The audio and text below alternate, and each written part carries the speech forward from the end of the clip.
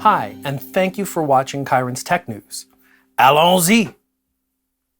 Our top story, an online petition, has garnered 246,000 signatures in support of a special someone hosting Jeopardy. And that someone is...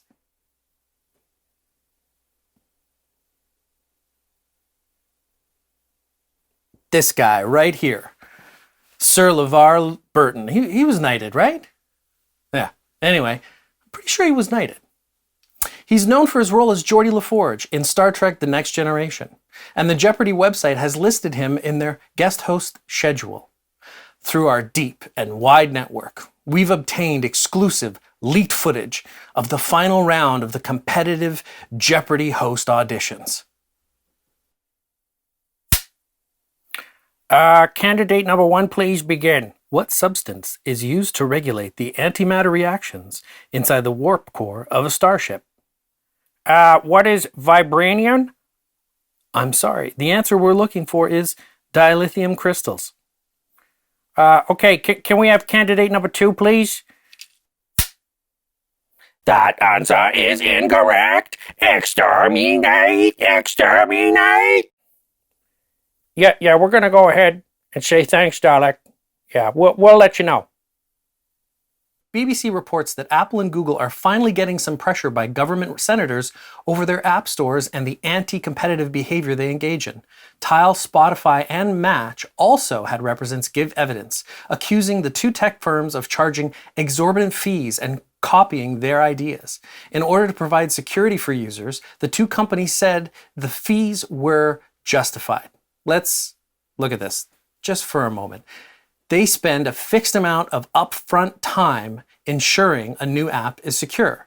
But once they are done, it's online and ready to download. So let me get this straight. The cost is a fixed upfront cost, but their commission is charged for every download at 30% indefinitely.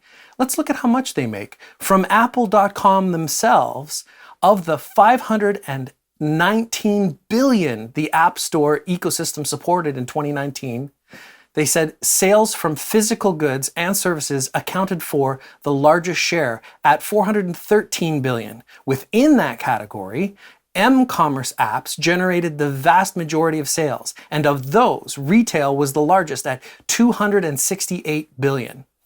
The fees were justified? Bullshit. Discord avoids assimilation from the Borg, or more specifically, Microsoft. That's right, it looks like they are going to stay independent and maybe even do an initial public offering, according to the Wall Street Journal. I'd love to be a fly on the wall at Discord for some of those meetings. Hey, Microsoft wants to give us $10 billion for our company. What do y'all think? Nah, we're good. NASA.gov has let us all know that the Perseverance rover extracts oxygen from Mars in an off-world first. This is important because future visits by humans to the planet will need a way of, breathing.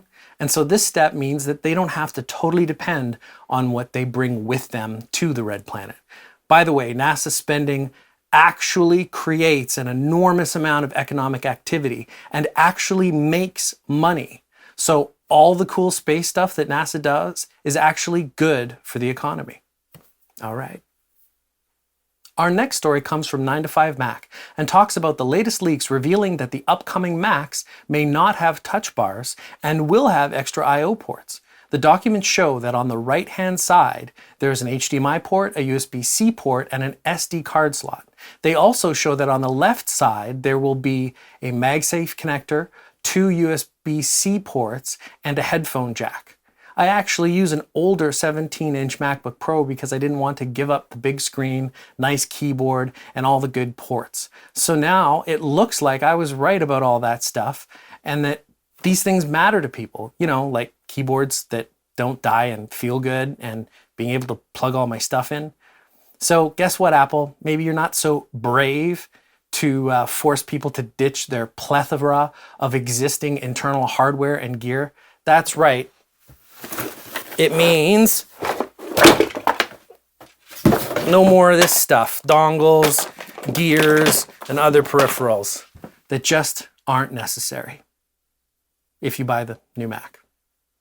for a lot of money when it comes out, if this leak is correct.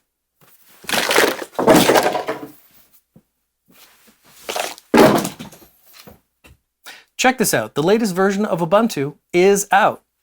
In fact, this machine right here runs Ubuntu. 21.4 is here, and the website lists some of the following improvements and updates. Microsoft SQL Server on Ubuntu delivers an optimized, cost-effective database platform. Active Directory, bridging the gap between system administration and Linux developers.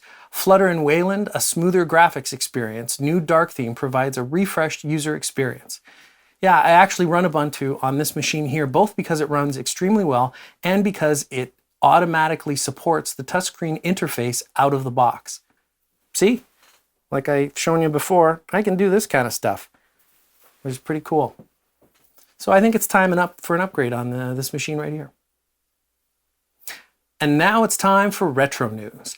Hackaday has a nice write-up of the Pi Storm project that brings an alternative modern muscle upgrade for the Amiga.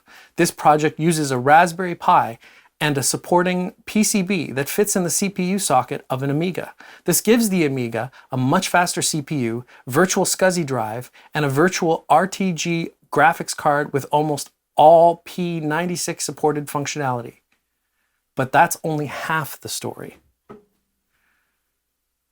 There's another article out there from Hackster.io, which shows more and claims that this could be the biggest bargain in Amiga accessories in 3 decades. The thing that makes this so exciting is that because it uses a Raspberry Pi to do the work, it will be a much cheaper solution when compared to other Amiga upgrades. For example, the Vampire series of add-ons, for which the Amiga 500 version costs about 350 euros, that's 420 US dollars or 326 Canadian loonies.